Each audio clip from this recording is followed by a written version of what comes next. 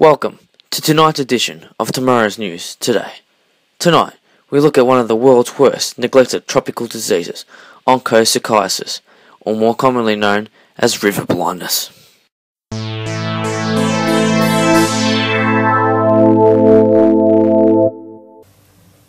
Hi, I'm Spencer from Ivanhoe, and today our report team will be looking deep inside one of the world's worst neglected tropical diseases, river blindness.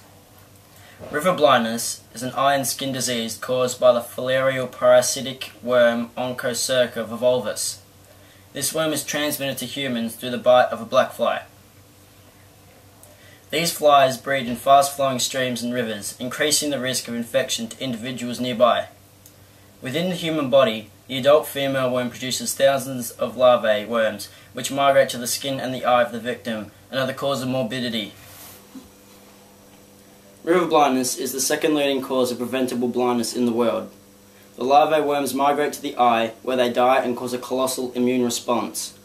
This, in effect, causes severe damage to the cornea, which results in partial to complete blindness in the victim.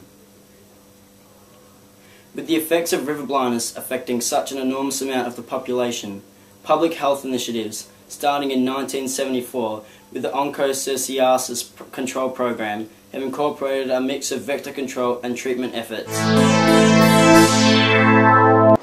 A total of 18 million people are infected with the disease. 90% of the disease occurs in Africa, whilst the other 10% in South America.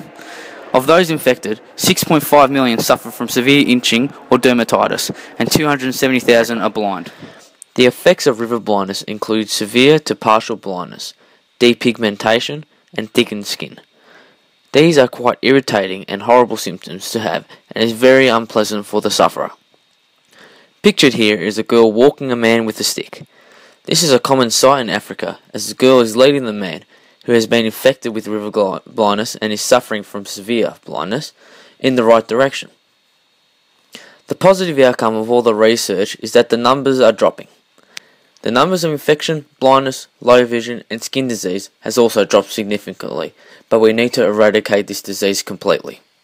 Ben Pascuzzi for Tomorrow's News Today.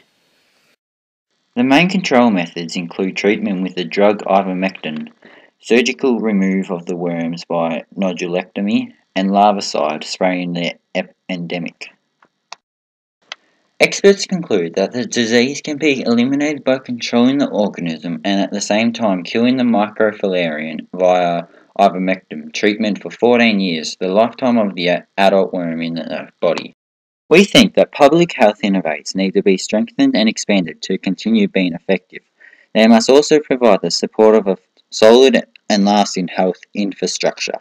William Redrop for Tomorrow's News Today.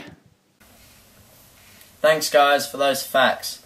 Now let's have a look at our exclusive interview with Dr. Warwick Grant, Faculty of Science, Technology and Engineering at the School of Molecular Sciences at La Trobe University. What would happen if this disease spread to Australia or other developed countries? River blindness. Well, I guess you'd start seeing people with the symptoms of the disease, and I would imagine that the political priorities about what gets research funding would change fairly quickly. Why aren't we funding river blindness like we are with other diseases? That's a kind of difficult question. I think the simple answer to that is that the decisions about what kinds of broad areas or the priorities for government funding of research in Australia are made by the government, and ultimately there's a political dimension to that. And Australian governments are just like other national governments. They put national priorities before international priorities as a general rule. We were also lucky to have an interview with a lab worker and student of Warwick Grant, Samuel Amu, who is studying river blindness at La Trobe University. The research that you've been doing with Warwick Grant, that's been funded by the Bill and Melinda Gates Foundation. How long do you think it will last before you have to get more to continue? I can't give you a direct answer, but usually for the research funding, they have phases: phase 1, phase 2, and then another phase. So usually for a research project, research grant, maybe 3 years. And so you have to finish the first phase, produce some results, show them you have done this, and then you go for the next amount. Yeah, so it depends. It could be extended if they are happy with what the results that we have. So for that, how much have they been giving you? How much have you been entitled to?